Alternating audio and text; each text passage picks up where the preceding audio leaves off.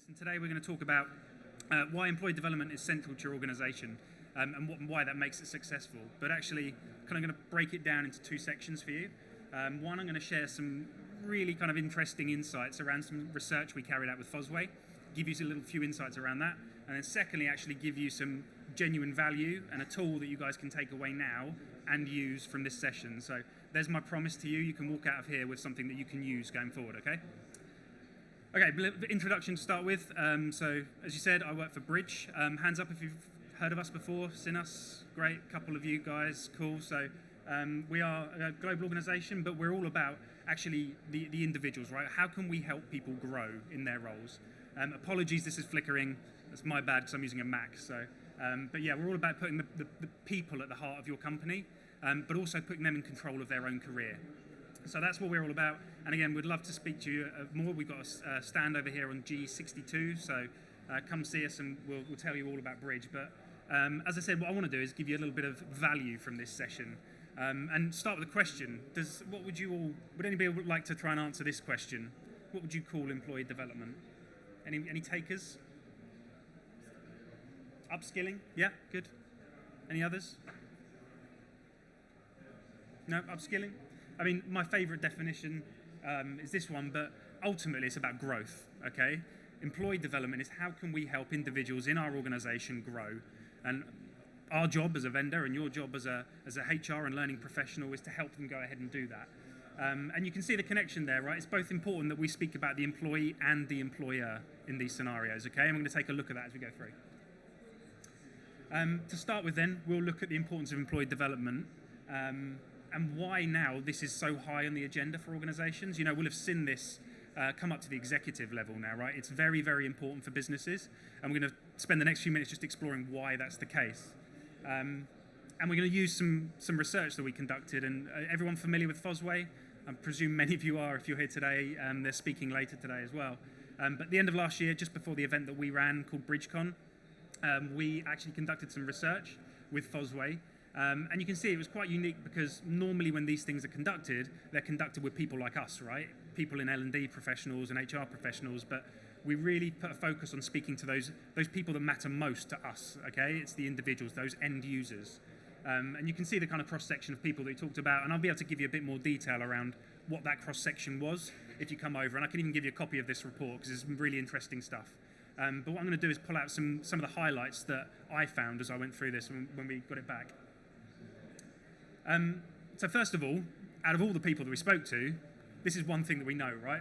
Employee development is the number one criteria that people use when they're looking for a new job. And hands up anyone here, if you recently changed roles, got a new job? If you have, was that a factor in your decision making, right? It's opportunity, right? So someone in the audience already like living and breathing that. So 93% of the people that we spoke to said this was their number one thing. And actually that was 1% higher than reward and benefit. So that just shows you from people's perspective how important it is to invest in our people now and how important it is to have these on our agendas. And this is backed up. Many of you may be familiar with Novartis and Simon Brown at Novartis, but this is it in action, right? We're seeing it here, right? They've interviewed all the people that they've recruited over the last few years. The reason they joined Novartis was because of the opportunities that are available to them. So that just evidences the fact that this is important and we do need to look after our people, right? And then you take that to the other side of the spectrum. 1 in 4 people, and this actually comes from a slightly different report before we dive into the Fosway one and McKinsey, but 1 in 4 organisations failed to fill a role that they had available last year, right? Which just highlights the fact that there is a war for talent going on right now, and the people who are investing in their people are the people getting that talent. And again, someone like Simon Gibson, head of people at RS Components, again, some of you may know him, he's quite vocal. But his last statement there, I think, is very poignant. The risk is that your organisation will become irrelevant. Not just the people that you don't train, but those people your whole organisation will get left behind. Okay, so let's take a look at this to start with then from the employee view. Again, this is my favourite view because these are the people we're trying to serve, right? So what do they think? The good news is we had a good start because over 3/4 actually agreed that employee development was important in their organisation. So really good start, right? So organisations are talking about employee development. There's probably resources available for them. The problem is that only 16% of those employees agreed that enough investment was being given to employee development. So although it's talked about, they didn't feel that there was enough investment from their employer for them to value employee development and to stop them essentially from leaving and going somewhere else where they do value in development. And this is another one which I found interesting down here, which is really around that connection to the company. So are you embedding personal development into your company goals and objectives as well? You know, is that part of their development plan or not? Is it just a side project? And before I show you this one, this is a question that we asked all the employees. Again, interesting, any ideas? Who would like to take a, what do you think the answers were to this type of question? Who owns employee development in your organizations?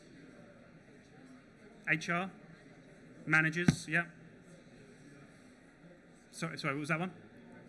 HR? Yeah, so, yeah. So it's a bit of a confusion, to be honest, right? So it's a real cross-section, and to me, how I read that is that nobody really knows who owns personal development. My assumption before I read this was that it would say, well, employees own their own development, surely, right? Because they're the people who own their career. But there's a real misunderstanding as to who is actually owning this. And in fact, a lot of people still leaning towards you guys, right? Learning and development. You're owning people's careers right now. And then these are just a cross-section. We ask people how do they like to take their employee development. You see, these are the top 4 reasons, okay?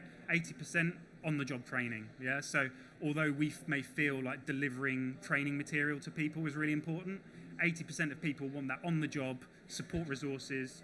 Peer-to-peer facing, coaching is really important to people.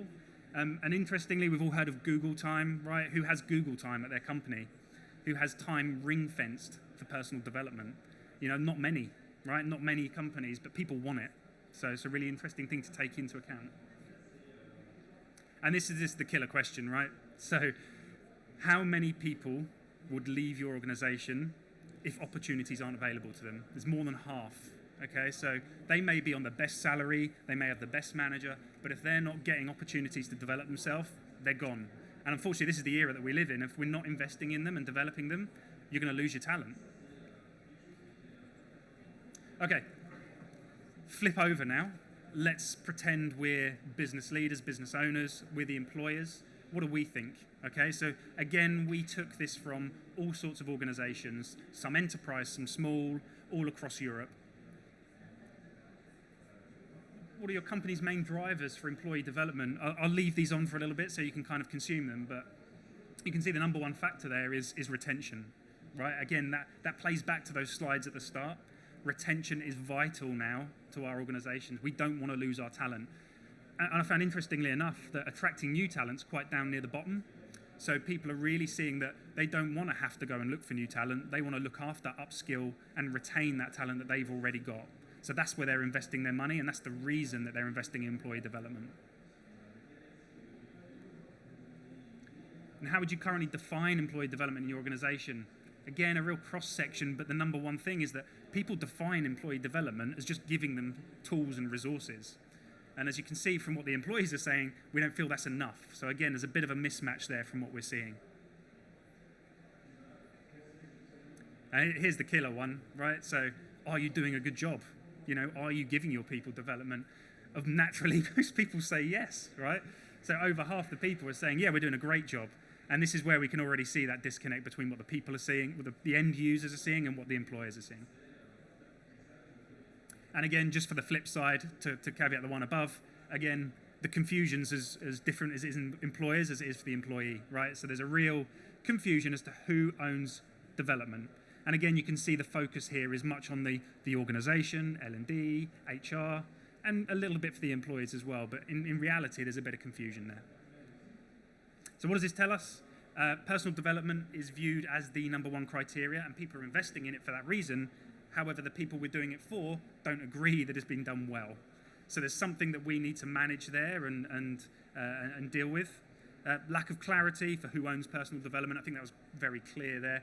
Yes, it's going to be different for different types of organizations, but on the whole, it was a real cross-section, and there was no real driver between who is actually owning this now, and are we pushing that onto our employees enough? And then lastly, that overall perception of reality versus what people believe. So you can see down the bottom here, we found that 53% of employers said, yeah, all our people have formal career plans and they're working on them. But in reality, those employees, only 24% of them said that it's actually worked on throughout the year, and it's not just something that happens once throughout the year. So really interesting. As I say, that's just a snapshot of some of the stuff that we found in this Fosway report. And again, if you want a copy, come see us in G62 or speak to my colleague down here, and we'll give you a copy of this report, because it's very, very interesting to take in. But I did want to, it's not all doom and gloom, right? Because it is working. And when we do offer employee development and opportunities for growth, we are seeing that people, that is the reason for them staying and not leaving to join somewhere else. So it works both ways, okay? If you're doing it well, you keep your people. And that's the reason that you're investing in your employee development. Okay, so I hope you found that interesting. I just want to now back this up with some of the stuff that we're doing here. And I'm not going to come here and pitch anything to you. I just want to generally give you some value that you can take away. And we're going to focus now on conversations, because conversations are core to employee development, and actually give you something you can take away now. So I'll start this by saying, this is from Gallup, 75% of the reasons for people leaving voluntarily could have been solved by a manager having a simple conversation. Just hands up, how often in this room, how many people speak to their manager once a week? Once a month? Yeah, once a year? Yeah, so it happens, right? And it's not surprised people put their hands up, right? So that still happens, and it's a really scary stat, because when you read that, I look at that and think, wow, crikey, nearly 3/4 of my team are going to leave if I don't talk to them. So we really need to have that in the back of our minds as managers. But we did a lot of research on this, and fundamentally we found that the 4 key types of conversation you as a manager need to be having, or as an employee you should be having with your manager, come under these categories. So you'll have your foundational conversations. These are important so that you understand what drives you, what motivates you, what interests you, what personality you have. Connection conversations. I refer to them more like a Starbucks conversation, okay? They're the ones when you go down the coffee shop, you talk beyond the project, okay? And then we've got progress conversations. This is where we try to move away from that model of annual performance review and introduce continual conversations, continual feedback. And then lastly, development check-ins. You know, are we setting a formal career plan and then not talking about it again? This is actually following up on that throughout the year. So these are the 4 things. And what we're going to look at now is that first one, those foundational conversations. And just for you to think about, how do you have career conversations with your manager or with your people? Have a think about that as we're going through this. The question for you is, have you had this question asked to you before? Hands up if you've been asked this, or even in fact if you've asked it, right? I think probably most of us have. I certainly have. This is a challenging question, and you know, it comes up a lot, particularly when you have those performance reviews. There's a question latched on the end, which is, well, where do you see yourself in 3 years' time? And that's the extent of a career conversation. You then come back to it a year later. Unfortunately, when you ask that question, the employee starts thinking here. So immediately they're starting to think, you know, what role should I be doing in 3 to 5 years' time? So we're in the market of knowing what's happening, roles changing all the time, things getting automated, new roles being created, new skills being needed. So in fact, thinking of what role I'm going to be doing in 5 years' time just doesn't make any sense to me, okay? So what we're going to do is push this back the other way, so we can start thinking about, first of all, what are those foundational things that I need to understand about myself so that I can create a career plan that will make me happy. And if you think about this, I don't think this has a pointer, but if you go on the far side, you've got your core drivers, right? Those are the things that make you happy. You've then got thinking about what activities can I going to be doing that are going to have some of those things that make me happy. And once I know what activities I'm going to be doing, what skills do I need to do those activities that make me happy? And once I know what skills I may have in the future, all of a sudden, I'm going to have, thank you, all of a sudden, I'm going to have a very different perception of what I might want to do in the future. Okay, so going through that process slightly differently, continually coming back to it throughout the year. But what I'm going to focus on is this over here, right? This isn't easy to understand, right? You could ask someone, what is it that makes you happy? But that's a really hard question to answer. So having an exercise to go through. Hands up if any of you have seen these today already. I know a couple of you guys have, yeah? So if you haven't seen these, come and get a pack of cards from us on the stand. And this will give you something that you can use with yourself, your family, your colleagues, because it's actually going to help you figure out what it is that drives you, okay? It's an exercise you can use. that will help understand what is it that makes you happy. Now, there's a little irony around the fact that we're a tech vendor and I'm showing you cards, right? But technology gets in the way of the conversation. And as I've been saying, conversation is key. And every time you're moving away from that, the people aren't thinking as they should be thinking. So as you can see, I'll just walk you through how this works. We've got 6 categories, a simple deck of cards. The manager would sit down with the employee. The manager would take one section of cards. He'd lay it out in front of the employee in a single flat row, and he'd just ask the employee to say, tell me which of these terms means the most to you and why. And again, they're not defined. It's up to the employee to define them. Okay, so the employee will look and say, well, creativity is really important to me, and here's why. I'm a creative. I like to express myself. I like to have the freedom to do the things that I want to do. And again, creativity may mean something completely different to somebody else. So it's on them, and this session is owned by the employee. The manager helps lead it, okay? The manager hardly says anything, in fact, other than tell me and let me listen. And once they've gone through each of those colored categories, so if I just go back, once they've gone through for each of those categories and they've selected 2 from each of those colors, they'll pull out those core drivers. So we've got about 15 or 12 to 15 of those core drivers left. And the manager will shuffle them and lay 5 out at random. He'll then take the remaining core drivers and say, is this one more important than any of the 5 you already see in front of you? If they are, you swap them. If not, you throw that away until you're left with those core drivers, okay? And the good thing for the employee, for you guys, when you do this, when you get your own decks, you will know, whenever I'm thinking of my career, I need to have these things in it. Otherwise, I'm not going to be happy, and the likelihood is I'm going to be leaving in 12 months to look for somewhere else where they do have this stuff. Lastly, this comes with a certain level of maturity, for sure, but if you want to give certain transparency to your manager, we advise you go through this exercise, which is saying, right, if at the top my needs are currently being met, and at the bottom my needs are currently not being met, show me where you currently are, okay? And you can see here in this example that, yeah, we're being met with creativity and collaboration, but I'm not getting any of this other stuff that I know I need in my career. And now my manager knows if I don't do something about this, the likelihood is I'm going to go. So the manager's got a visibility of that. The employee's got visibility. There's transparency between them to work on this together, whether that be manage them into another role, manage them out of the company, in some cases, right? It might be that they're a wrong fit. But they've got pure clarity around where they need to spend time and invest time together as a team. And then that's when we can translate this into a tool, very much like Bridge. It doesn't have to be Bridge, but you can then go on that journey to help build a career plan around how you're going to start to think about your career. And of course, these things change, right? So work-life balance, that may not have been a key driver for you 2 years ago. 2 years on, you've had young kids. Now it's very important, right? So me going, my next role is going to be as an executive, probably isn't the right thing for you to be doing, okay? So there's lots of things you can be doing. You can redo this exercise, and you'll get true value from it as well. These are my drivers. Thought I'd share them, a bit of transparency for you. Again, these change over time. I do this probably twice a year with my manager, and take from that what you will. But again, another bit of interesting. So all the people who use our platform, this is what we found, right? And again, this was surprising to me. My expectation that I would see on there, I'm in a commercial role. I was expecting results, benefit, reward.